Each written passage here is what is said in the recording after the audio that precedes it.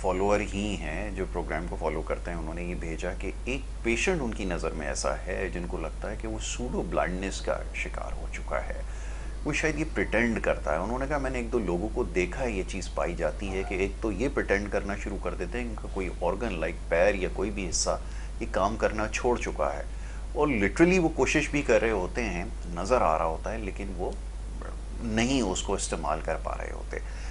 اس کو کیا نام دیا جائے، اور اس میں کیا واقعتاً وہ کہتے ہیں جب بھی اس کی آئی ٹیسٹنگ ہوتی ہے سارے اس سے گزرتا ہے تو every sub thing is normal ہوتا نارمل. ہے. یہی پیر کے ساتھ یا ہاتھ کے ساتھ بھی ہو سکتا ہے کہ جب اس کو دیکھا جاتا ہے تو وہ سب کچھ نارمل ہے، بٹ وہ یہ سمجھ چکا ہوتا ہے کہ شاید یہ میرے لیے اب کارآمد نہیں ہے یا میں اس کو نہیں استعمال کر پا رہا. واقعتاً نفسیات سے تعلق ہے. Definitely very good question Yasir. اس کا نفسیات سے بہت گہرا تعلق ہے. Not at a conscious level, میں نہیں سمجھتا کہ وہ بہانہ کر رہا ہے یا جان بوجھ کے جی یہ کرتا ہے. اٹس اے کنورژن ڈس آرڈر. See at subconscious level ہوتا یہ ہے کہ کوئی کانفلکٹ، کوئی اسٹریس، کوئی ایسی چیز جو کہ انسان کو اندر سے تنگ کر رہی ہیں وہ اس طرح کی النس کو ٹریگر کرتی ہے.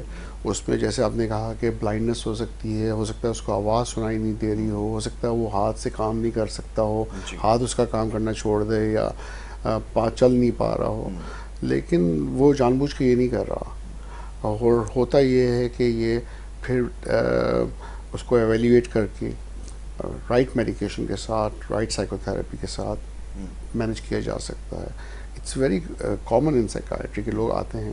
اچھا ہوتا ہے کہ سائیکائٹرسٹ کے پاس آنے سے پہلے پھر وہ بہت جگہ گھوم کے آتے ہیں، وہ ڈفرینٹ ڈاکٹرس کو دکھاتے ہیں، ٹیسٹ کراتے ہیں، سارے ٹیسٹ جیسے آپ نے بولا نارمل آ رہے ہوتے ہیں، اور پھر جو ہے نا ڈیفینیٹلی جب صحیح جگہ پہ آتے ہیں تو علاج ہو جاتا ہے سائیکائٹرسٹ کے پاس، کیونکہ رائٹ ڈائگنوسس بنتا ہے اور پھر اس کا علاج ممکن ہے.